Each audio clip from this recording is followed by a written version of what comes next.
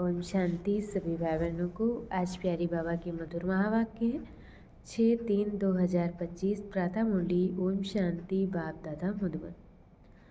बाबा बोले, मीठे बच्चे, जैसे तुम आत्माओं को यह शरीर रूपी सिंहासन मिला है, जैसे तुम आत्माओं को ये शरीर रूपी सिंहासन मिला है, ऐसे बाप भी इस दादा के सिंहासन पर विराजमान है।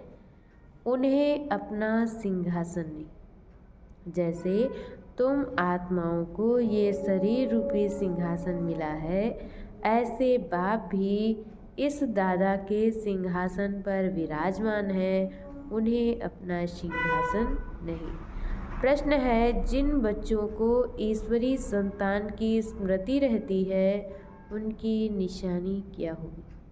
जिन बच्चों को ईश्वरी संतान की स्मृति रहती है, उनकी निशानी क्या होगी? उत्तर में बाबा ने बताया है, उनका सच्चा लव एक बाप से होगा। ईश्वरी संतान कभी भी लड़ेंगे झगड़ेंगे नहीं।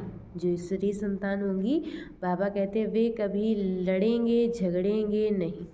उनकी कुदृष्टि कभी नहीं हो सकती। जब ब्रह्मा कुमार कुमारी अर्थात बहन भाई बने, तो गंदी दृष्टि जा नहीं सकती। बाबा कहते, जब ब्रह्मा कुमार कुमारी अर्थात बहन भाई बने, तो गंदी दृष्टि जा नहीं सकती। गीत है, छोड़ भी दे आकाश सिंहासन, फिर धरती पर आजा। ओम शांति। अब बच्चे जानते हैं, बाबा ने आकाश सिंहासन छोड़कर अब दादा के तन को अपना सिंहासन बनाया है। बाबा ने आकाश सिंहासन छोड़कर अब दादा के तन को अपना सिंहासन बनाया है। वह छोड़कर यहाँ आकर बैठे हैं। यह आकाश तत्व तो है जीव आत्माओं का सिंहासन। बाबा कहते कि ये आकाश तत्व तो है जीव आत्माओं का सिंहासन। आत्माओं का सिंहासन है वह महतत्व। आत्माओं का सिंहासन है वह महतत्व।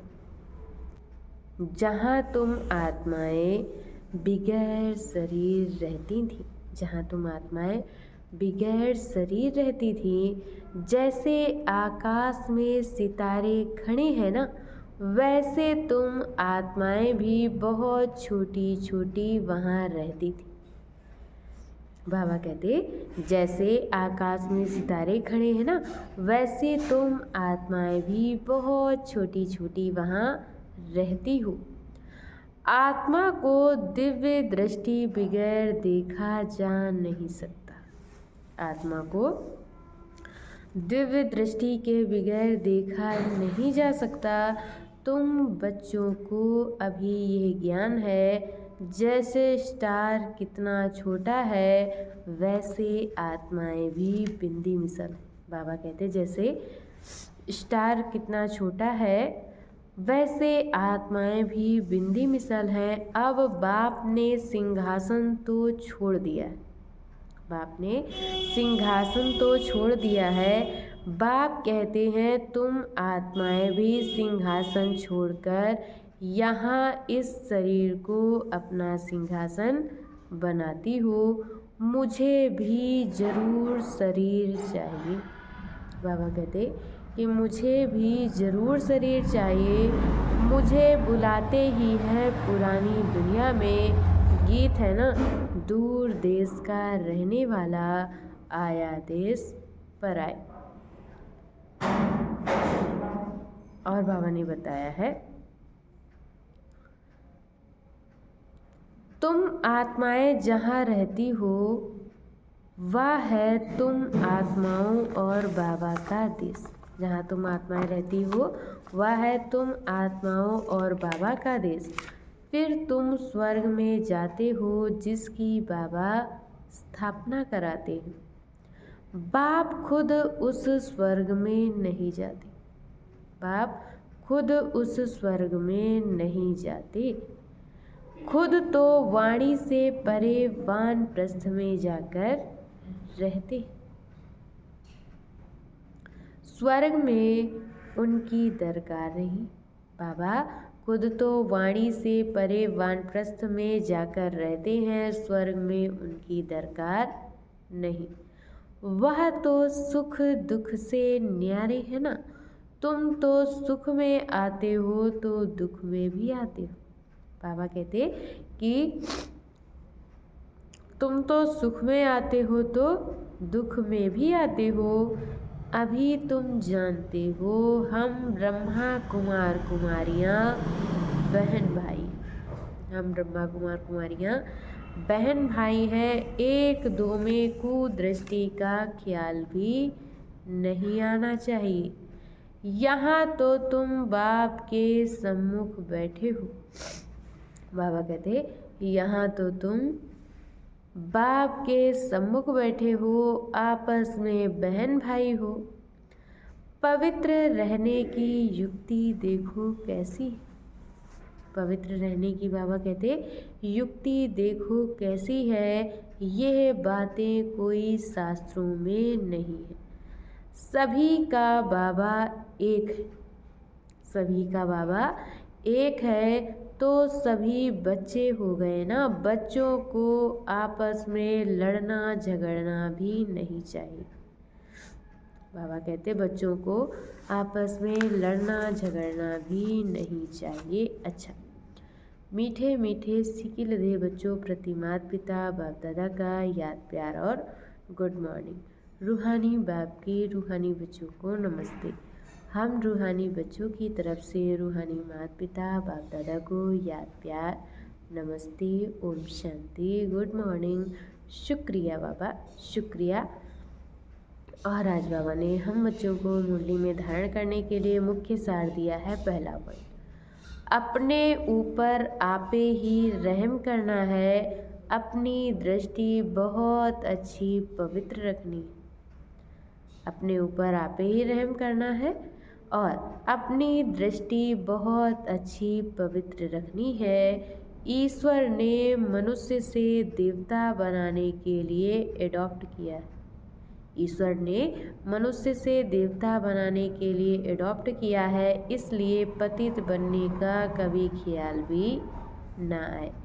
दूसरे पॉइंट में बताया है संपूर्ण कर्मातीत अवस्था को प्राप्त करने के लिए सदा उपराम रहने का अभ्यास करना है। संपूर्ण कर्मातीत अवस्था को प्राप्त करने के लिए सदा उपराम रहने का अभ्यास करना है। इस दुनिया में सब कुछ देखते हुए भी नहीं देखना है। इसी अभ्यास से अवस्था एक रस बनानी है। और आज बाबा ने हम बच्चों को वरदान दिया है, हर कदम में पद्मों की कमाई जमा करने वाले सर्व खजानों से संपन्न व तृप्त आत्मा भव।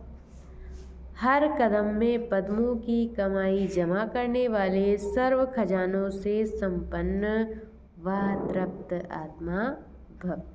जो बच्चे बाप की याद में रहकर हर कदम उठाते हैं, वह कदम कदम में पद्मों की कमाई जमा करते हैं। इस संगम पर ही पद्मों के कमाई की खान मिलती है। संगम युग है जमा करने का युग। अभी जितना जमा करना चाहो उतना कर सकते हो। बाबा कहते कि संगम युग है जमा करने का युग। अभी जितना जमा करना चाहो उतना कर सकते हो। एक कदम अर्थात एक सेकंड भी बिना जमा के ना जाए, अर्थात व्यर्थ ना हो। सदा भंडारा भरपूर हो। अप्राप्त नहीं कोई वस्तु, अप्राप्त नहीं कोई वस्तु। ऐसे संस्कार हो जब ऐसी तृप्त आत्मा, जब अभी ऐसे तृप्त व संपन्न आत्मा बनेंगे तो भविष्य में अखुट खजानों के मालिक होंगे। और आज की मुरली का स्लोगन है, कोई भी बात में अपसेट होने के बजाय नॉलेजफुल की सीट पर सेट रहो। कोई भी बात में अपसेट होने के बजाय नॉलेजफुल की सीट पर सेट रहो। अच्छा, ओम शांति।